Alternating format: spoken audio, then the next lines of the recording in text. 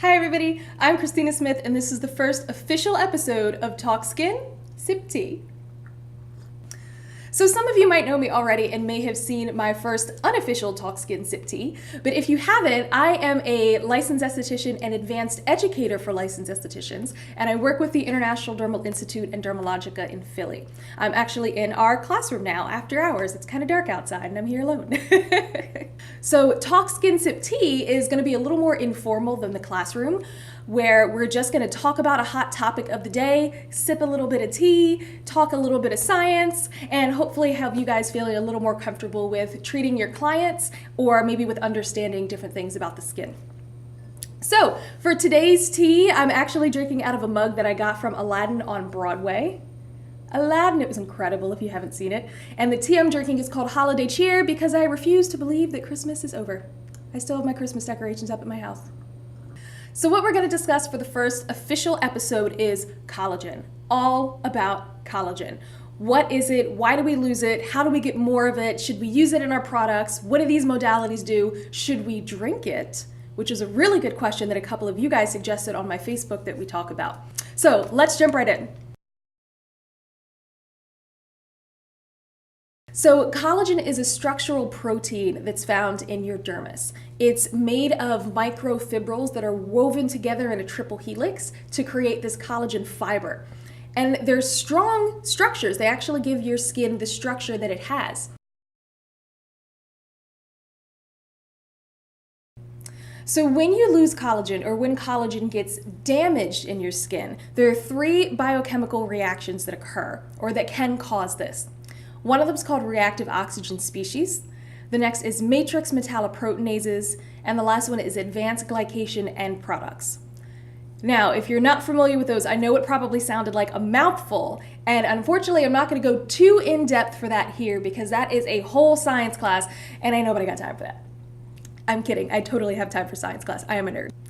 The more important thing I want to touch on for today is not the science of how those biochemical reactions happen, but what causes it, and even more importantly for us in our industry, what do we do about it? So we've always known a lot of different things can speed up aging. Now, most of aging is not genetic. Genetic aging only accounts for about 10 to 20% of the aging that occurs in the collagen breakdown, and that's called intrinsic aging. Extrinsic aging, on the other hand, is anywhere from 80 to 90% of the aging that you see, and usually we have some kind of control over it.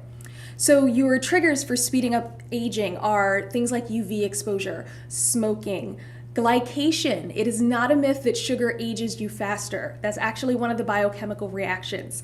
So if you have a lot of sugar in your diet, I totally did not put any sugar in my tea, you actually are at risk for aging faster. Also, things like overprocessing can age your skin faster. People who try to overdo it on their skin, that kind of inflammation can age you faster. Inflammation leads to accelerated aging and pigmentation.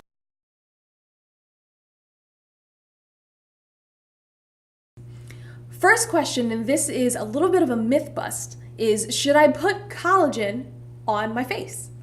You've probably all seen there are collagen creams and collagen moisturizers and collagen serums that use collagen as an ingredient. And the idea is put collagen on your skin, have more collagen. However, that's not actually the case.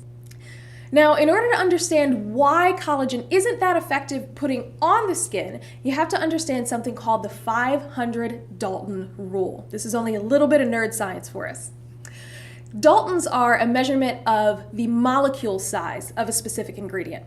The 500 Dalton rule is a general rule that in order to penetrate through the stratum corneum into the rest of the epidermis, an ingredient has to have a Dalton size of 500 or less. If it's bigger than 500, it can't make it through. It's like using a sifter in a sandbox and there's rocks that can't go through because they're too big to fit through the sifter. So when you're looking for ingredients and you want them to penetrate into the skin to affect the tissue, they have to be smaller than 500 Daltons. At least that's the scientific consensus at the time. For example, let's take something like glycolic acid. Dalton size is 70. Itty bitty teeny tiny molecule. which is why when you're using glycolic acid, it penetrates to the skin really quickly. You often feel a little bit of sensitivity because it's penetrating through the epidermis so fast. On the other hand, let's take collagen. If you take something like a marine collagen, which is the primary source of collagen in a lot of common aesthetic products, the Dalton size or the weight, do you want to guess? Oh, wait. The average Dalton size of a collagen molecule is 5,000. So we mentioned the 500 Dalton rule. If you're putting collagen on the skin, it's not even penetrating past the stratum corneum. It cannot affect the dermis. However, fabulous humectant, great for retaining hydration. So when you put collagen topically on your skin and you feel a difference in the smoothness and the texture, it doesn't mean that you're getting more collagen, it just means you have a fabulous moisturizer. Now, there are some technologies available to shrink the Dalton size. You've probably heard of nanoparticles. Nanoparticles it's almost like blasting a laser beam at the collagen to break it down and make it a little bit smaller. Even so, from what I've seen, most of the nanoparticles of collagen are about 2,000 Daltons. So we're still looking at something sitting on the surface, not getting in. So if we want to get in, we have to have an ingredient that's going to get through the epidermis and ideally be able to communicate with the dermis.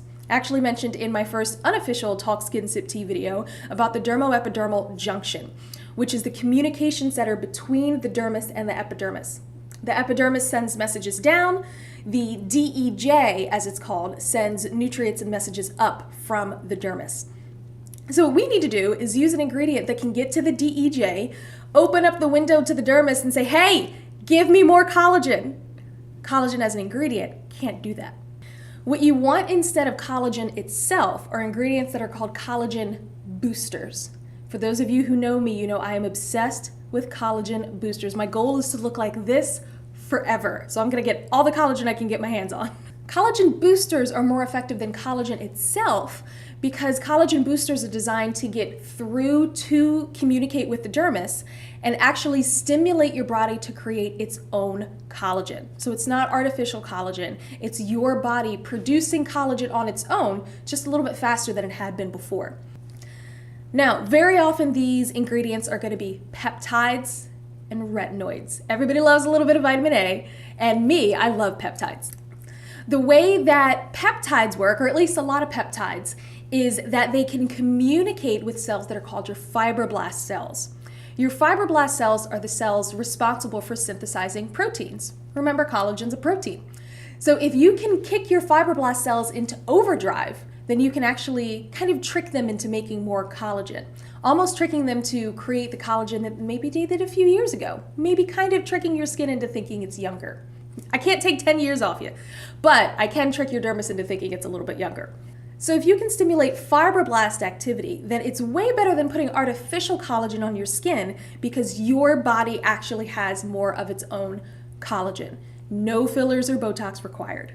There are also other ingredients you can use that don't directly stimulate collagen production, but they help collagen in other ways. For example, they might strengthen the dermo-epidermal junction, which means our messages about needing more collagen can get sent faster.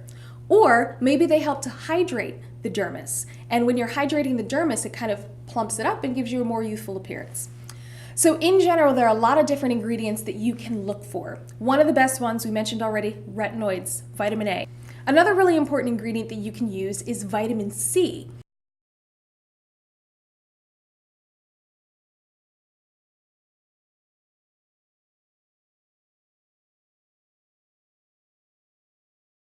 So vitamin A and vitamin C are fantastic for treating aging. You'll also see different kinds of peptides. Now, again, I'm not going to get super into the science of all of the peptides because a lot of it you kind of want to talk to a chemist to understand specifically, and I am a nerd, but I am not that big of a nerd. So I'll give you on the screen a list of peptides that have been used to strengthen dermal structure, to stimulate fibroblast activity, and to stimulate cellular renewal and cellular proliferation.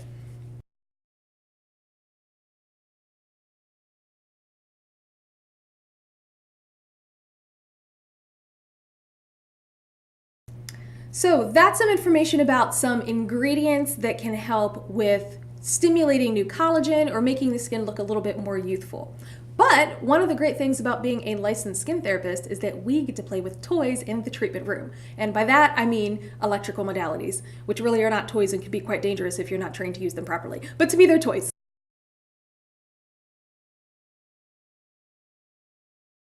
So there are two modalities specifically that I'd like to talk about as far as increasing collagen in your skin. One of them is microcurrent, the other one is LED. And somebody asked about LED on Facebook, which is a fantastic question.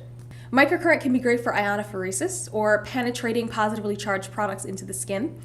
It can also be great for muscle reeducation, which is my favorite. Muscle reeducation with microcurrent is fantastic for aging because it actually targets muscles that have become lax over the years, or if you've got those angry 11s, muscles that are tight. So it actually sends a pulse through the muscle, and depending on the type of pulse and the setting on the device you're using, it can tighten the muscle to make you look more youthful or relax it to make you look less angry.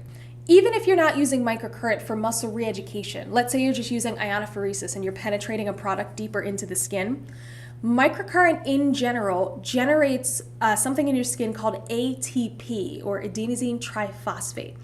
Now, ATP is kind of like a source of energy that your cells use, and your fibroblast cells feed off of ATP. So remember we said earlier with ingredients that you want to stimulate your fibroblast cells to create more collagen.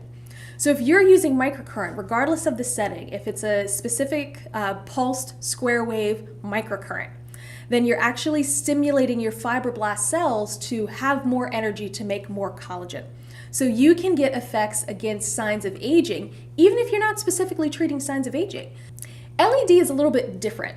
LED stands for light emitting diode, which is a type of almost therapeutic light that works on the visible light spectrum.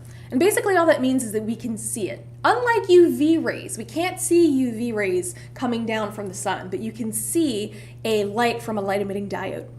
Now, each color light has a different wavelength, and that wavelength can penetrate to a specific area of the skin. The wavelength of red LED is about 840 nanometers, which is really short. It's just long enough to get into the dermis. Once it gets into the dermis, it stimulates, guess what? Fibroblast cells, and also gives the fibroblast, guess what? ATP. So you're waking up the fibroblast cells, you're telling them to create more collagen, and you're giving them the energy to do so. So LED is a non-invasive treatment. It's a fantastic way to treat aging. You just have to be a little bit patient. It's not the instant gratification we get from a chemical peel where you wake up and you're like, oh, new face. You have to wait with LED. But the effects are a little bit more long-lasting with LED as well.